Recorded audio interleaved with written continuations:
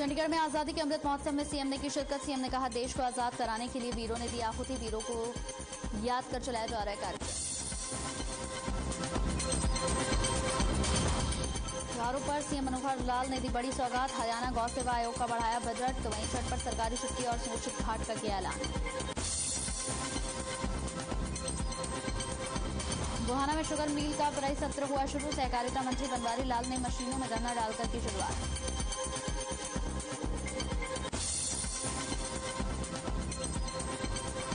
गोहाना में पीने का पानी न मिलने से परेशान लोग। भंडेरी गांव में नहीं आ रहा 20 दिनों से पीने का पानी। ट्यूबवेल की मोटर है बंद, डिग्गियों को भी नहीं किया गया साफ। जींद में डेंगू के मामलों ने तोड़ा पिछले 5 साल का रिकॉर्ड। जिले में अब तक सामने आ चुके हैं 350 मामले। रोज हो रही 50 से ज्यादा लोगों की सैंपलिंग। और पराली जलाने के मामले में कैथल प्रदेश में सबसे आगे। 1041 जगहों पर जलाई गई पराली। जागरूकता अभियान का भी नहीं दिख रहा असर।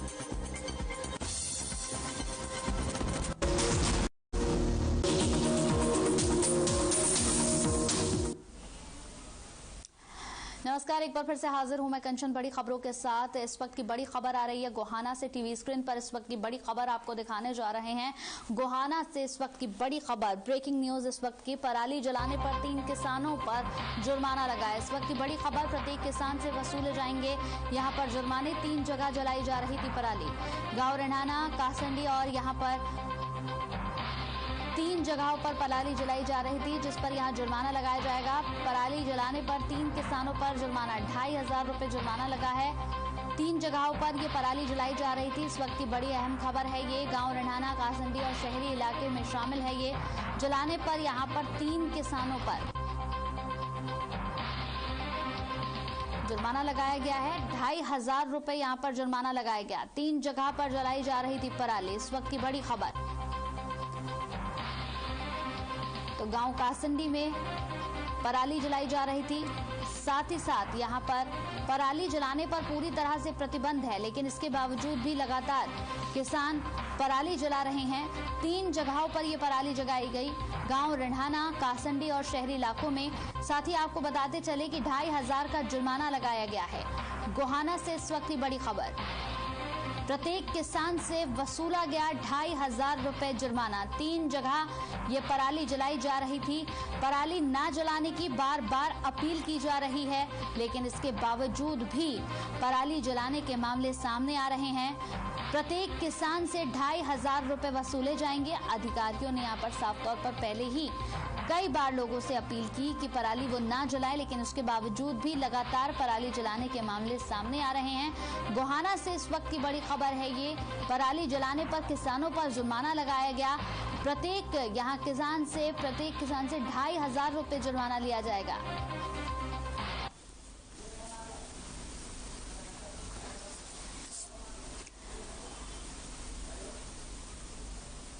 तो देश भर में मनाएं। आपको बता दें कि 3 किसानों पर यहाँ पर जुर्माना लगाया गया। 2500 रुपए का जुर्माना यहाँ पर। प्रत्येक किसान से 2500 रुपए लिए जाएंगे।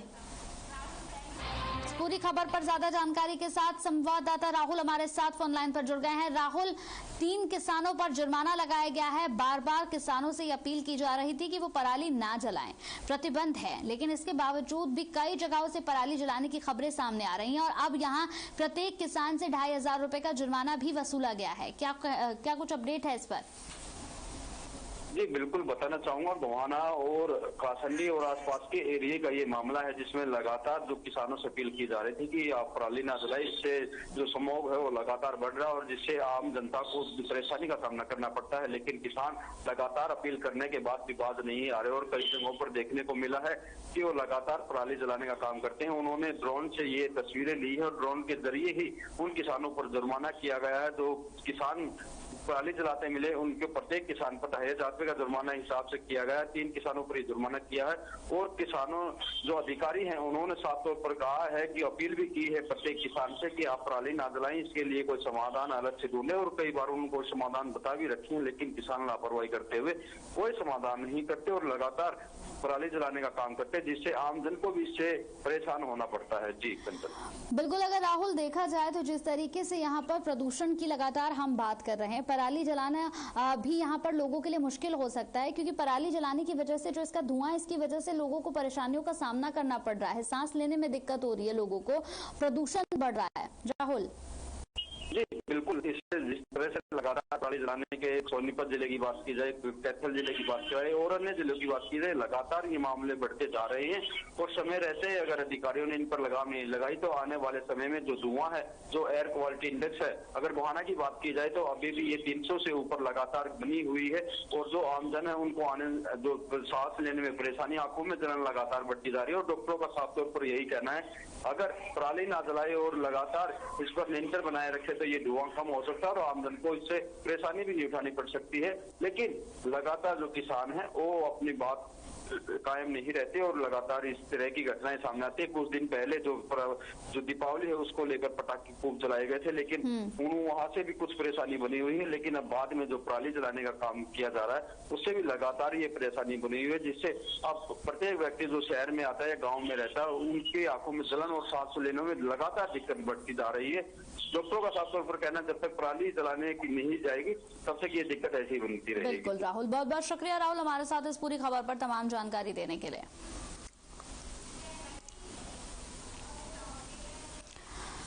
तो देश भर में मनाए जा रहे आजादी के अमृत महोत्सव में हरियाणा के मुख्यमंत्री मनोहर लाल ने बतौर मुख्य अतिथि शिरकत की। चंडीगढ़ में 1857 का संग्राम हरियाणा के वीरों के नाम नाटक का मंच किया गया, जिसमें मनोहर लाल पहुंचे और सीएम ने कार्यक्रम में कहा कि देश को गुलामी के चंगुल से छुड़ाने के लिए हजारों वीरों ने अपने प्राणों की आहुति दी, जिसके परिणाम स्वरूप आज हम खुली हवा में सांस ले रहे हैं। मुख्यमंत्री ने कहा कि सन 1857 की क्रांति आजादी के आंदोलन की वो कीर्ति गाथा है जिसे पढ़कर और सुनकर आज भी रोंगटे खड़े हो जाते हैं। लगभग 1000 वर्ष की गुलामी भी झेली है।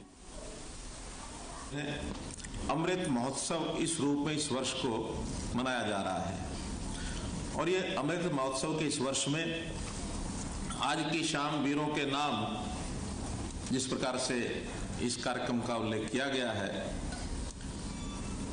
तो ये याद कराता है हमको अपने देश के इतिहास के बारे में। हमारा देश बहुत ही समृद्ध देश, जिसका इतिहास बहुत उज्जवल रहा है, लेकिन कालांतर में किन्हीं कारणों से लगभग 1000 वर्ष की गुलामी भी झेली है और उस 1000 वर्ष की गुलामी में देश की जनता ने, हमारे हीरोज ने, हमारे बलिदानियों ने, शहीदों ने शहादत प्राप्त की, संघर्ष बहुत किया। ये जो हमारी भूमि है, उत्तर भारत की खास करके हरियाणा क्षेत्र जो है, हरियाणा और पंजाब का ये क्षेत्र, इस क्षेत्र में उनका मुकाबला हमारे वीरों ने डट करके किया और जो आज हम आजादी प्राप्त करके और एक खुली हवा में सांस ले रहे हैं, इस आजादी की भी नींव देखा जाए तो 1857 में उन क्रांतिकारी वीरों ने जिन्होंने इस आजादी को लेने का प्रयत्न किया, उनको श्रेय जाता है। इन सब में हरियाणा का नौजवान बड़ी मात्रा में आगे बढ़ा। श्रेय जाता है हरियाणा की जमीन को कि आबादी भले ही हमारी 2% है देश की, लेकिन हर 10वां जवान हरियाणा से है। हरियाणा का वीर देश की रक्षा करने में कभी पीछे नहीं हटता है। तो इस श्रेय को हम एक प्रकार से इससे गौरवान्वित हैं, इसको हम सैल्यूट करते हैं। 75 वर्ष हमारी आजादी को हो गए हैं। तो मुख्यमंत्री मनोहर लाल ने गुरुवार को पिंजौर में गोपाष्टमी कार्यक्रम में शिरकत की।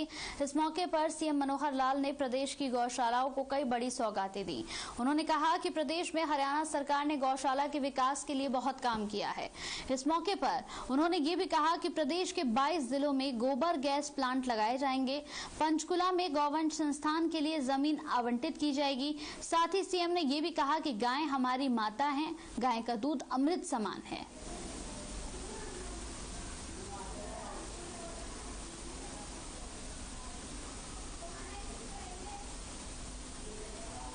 600 गौशालाओं को ज्यादा जा सकते हैं। आज इन 600 गौशालाओं को 582 गौशालाएं हैं कुल मिलाकर, और इनको जो राशि इस बार चारे के लिए उसका रिलीज कर रहे हैं, कुछ भेज दी गई है, कुछ आज और कल में भेजी जाएगी। कुल 582 गौशालाओं को 12 करोड़ रुपया ये इनको भेजा जा रहा है, ताकि वो उसमें से हम एक अच्छी राशि देकर के शेष जो 8 करोड़ रुपया और बचा है उसको भी जहां जहां की आवश्यकता होगी।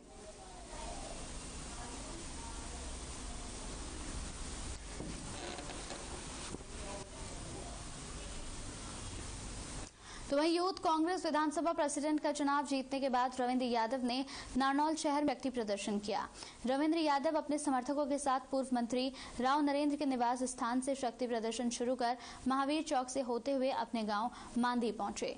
रविंद्र यादव ने कहा कि ये सभी युवा साथियों की जीत है और ये शक्ति प्रदर्शन किसानों को समर्पित है। ये सरकार किसानों के साथ भेदभाव कर रही है। डीएपी के लिए किसानों को दर दर भटकना पड़ रहा है।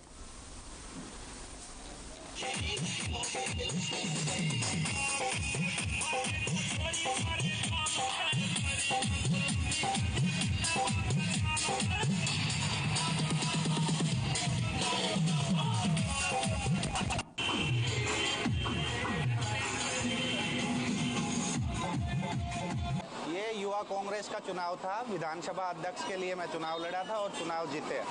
सभी यार दोस्तों युवा साथियों की मदद से चुनाव जीत पाया और चुनाव जीतने के बाद में किसानों के साथ और कांग्रेस पार्टी को मजबूत करने का काम करेंगे। और जो भी है मेरे साथी जितने भी साथ हैं, अभी हम शक्ति प्रदर्शन दिखा करके रोड शो निकालेंगे शहर से।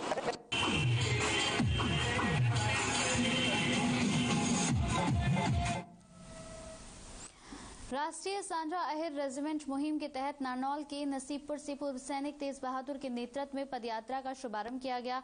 पूर्व सैनिक तेज बहादुर ने कहा कि अहिर रेजिमेंट की मांग कई दशकों से चली आ रही है। अब ये राष्ट्रव्यापी आंदोलन के रूप में निकालकर सामने आ रहा है और देश के कोने कोने से अहिर रेजिमेंट की मांग करते हुए लोग 18 नवंबर यहाँ रेजांगला शौर्य दिवस पर गुरुग्राम पहुंचेंगे और वहां पर अहिर रेजिमेंट को लेकर आगामी रणनीति तय की जाएगी।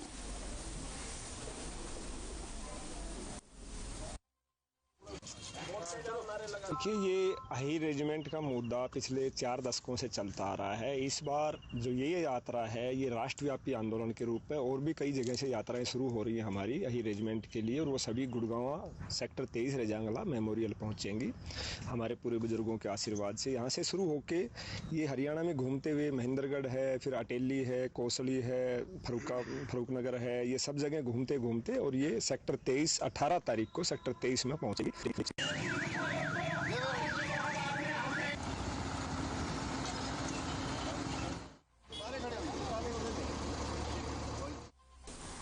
तो रोहतक जिले गांव किलोई के शिव मंदिर में बीजेपी नेताओं को बंधक बनाने के मामले में किसानों पर यहां 200 किसानों पर मामले दर्ज किए जाने के बाद आज गांव किलोई की 24 चौपाल में हुड्डा खाप के 40 गांव की पंचायत आयोजित की गई। एक हफ्ते पहले किसानों ने बीजेपी नेता और पूर्व मंत्री मनीष ग्रोवर समेत करीब 100 नेताओं को बंधक बनाया था। हुड्डा खाप प्रधान ओम प्रकाश हुड्डा की अध्यक्षता में पंचायत हुई। इस पंचायत का मुख्य एजेंडा किसानों पर दर्ज मुकदमे वापस की मांग और बीजेपी सांसद अरविंद शर्मा के आंख दिखाने पर आंख निकाल लेंगे और हाथ दिखाने पर यहां हाथ काट देंगे वाले बयान पर आपत्ति भी जताई है और यहां पर अरविंद शर्मा पर कार्रवाई की भी मांग की है।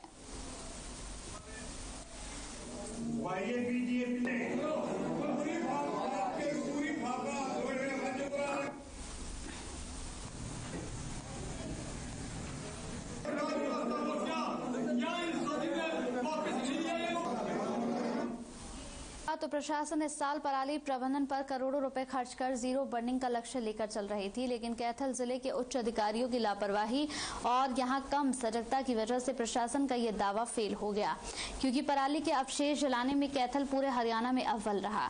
बता दें कि कैथल में इस साल कुल 1041 जगहों पर पराली जली, जो पूरे हरियाणा के मुकाबले सबसे ज्यादा है।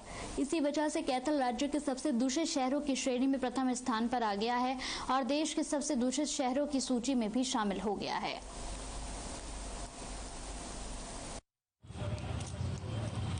एसडीएम साहब ने सीटीएम साहब ने हमने विजिट्स किए, वहाँ पर कुछ किसान पराली जला रहे थे। कुछ लोगों ने बड़ा अच्छा प्रबंध कर रखा है इन सीटू का अपना, किसानों को समझाया भी गया है, लेकिन जो किसान नहीं मान रहे हैं उन किसानों पर कानूनी कार्रवाई की जा रही है, फाइन भी लगाया जा रहा है और उचित कानूनी कार्रवाई की जा रही है।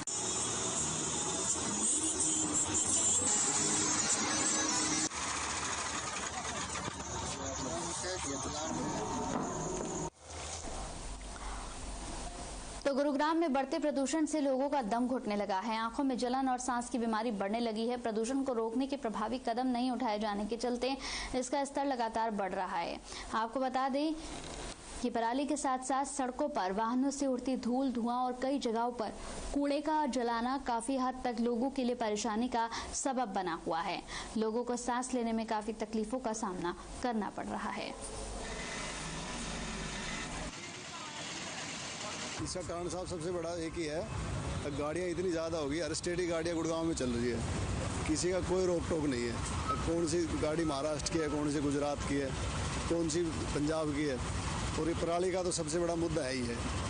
सबसे बड़ा मुद्दा गाड़ियों से ज़्यादा है। पराली से जितना वो तो आएगा चला जाएगा, लेकिन गाड़ियों से जो हो रहा है वो उसका मुकाबला नहीं कोई। ना कोई टेस्टिंग हो रही है किसी पेट्रोल पंप पे, जब आते हैं सर्टिफिकेट बनवाते हैं, 100 रुपये देकर चले जाते हैं।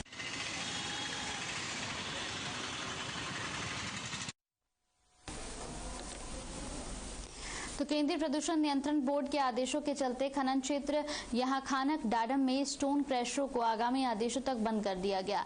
विभाग के आदेशों के चलते बिजली विभाग ने स्टोन क्रशरों के कनेक्शन काट दिए। क्रशरों के बंद होने से निर्माण कार्यों में कमी आ सकती है और साथ ही निर्माण सामग्री भी महंगी होने के पूरे आसार बन गए हैं। तो शाम के एसडीएम और थाना प्रभारी के साथ मिलकर क्रशरों की जांच की जा रही है। कोई भी क्रशर और साथ ही हॉट मिक्स प्लांट ना चले। प्रदूषण नियंत्रण विभाग के आदेशों का पालन सुनिश्चित किया जाए।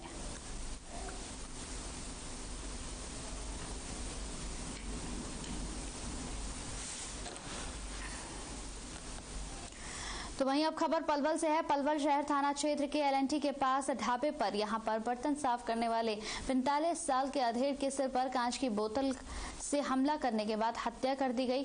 पुलिस ने ढाबा मालिक की शिकायत पर नामजद आरोपी के खिलाफ मामला दर्ज कर लिया है।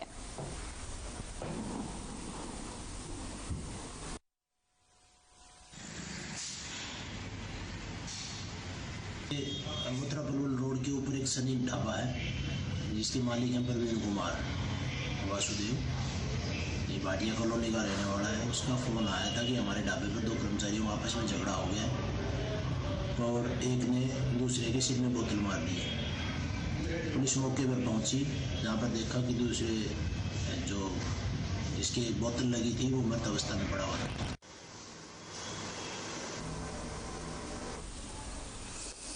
खबर भवानीखेड़ा से है। भवानीखेड़ा नगर पालिका प्रधान के खिलाफ दर पार्षदों ने यहां पर करीब 1 हफ्ते पहले ही भ्रष्टाचार के आरोप लगाते हुए डीसी को अविश्वास प्रस्ताव सौंपा था। बताते चले कि डीसी ने 12 नवंबर को अपना बहुमत सिद्ध करने के लिए पार्षदों को वोटिंग करने के लिए कहा, जिसको लेकर 12 नवंबर को डीसी के सामने वोटिंग होनी है।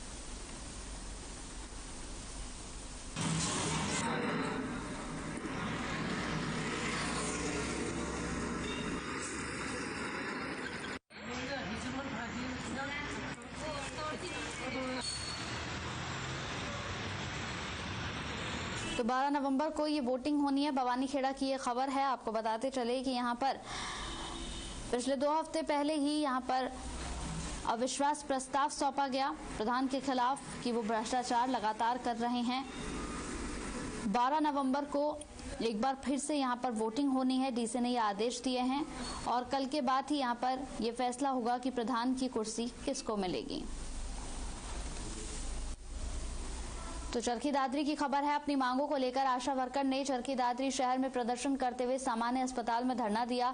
इस दौरान शहर भर में जुलूस निकाला गया और सामान्य अस्पताल में प्रशासन के खिलाफ जमकर नारेबाजी की गई। आशा वर्कर्स का कहना है कि 2018 में सरकार के साथ जो समझौता हुआ था वो नियम अब तक लागू नहीं किए गए। साथ ही उन्होंने ये भी कहा कि जल्द ही सरकार हमारी मांगे नहीं मानती है तो बड़ा यहाँ पर आंदोलन किया जाएगा और उसकी जिम्मेदारी खुद यहाँ प्रशासन की होगी।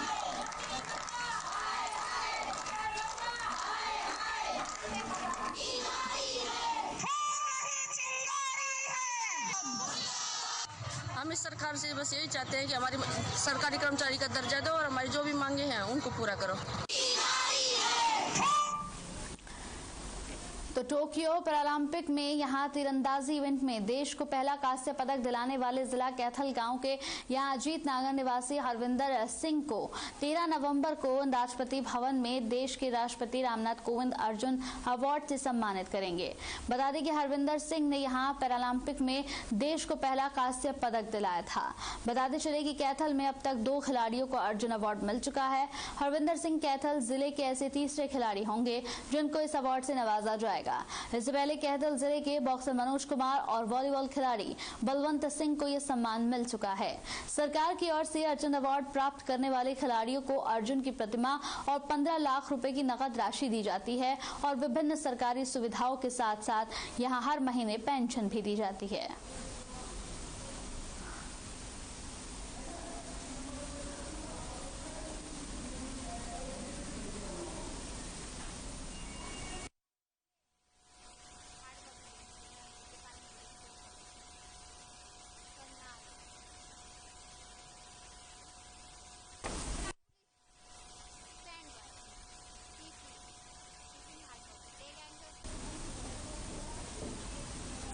लगातार धोखाधड़ी के मामले करनाल से सामने आ रहे हैं। आपको बता दें कि करनाल में ऐसे ही एक गिरोह को पुलिस ने पकड़ा है। बताते चले कि सीआईए पुलिस ने धोखाधड़ी करने वाले आरोपी को गिरफ्तार किया है यहां पर और लगातार बाकी लोगों की भी तलाश की जा रही है। इस आरोपी को पुलिस ने भारत पाकिस्तान बॉर्डर के पास से गिरफ्तार किया। आरोपी ने 4 बैंकों से लोन लेने के बाद यहां फर्जी कागजात तैयार करके जमीनों को बेच दिया।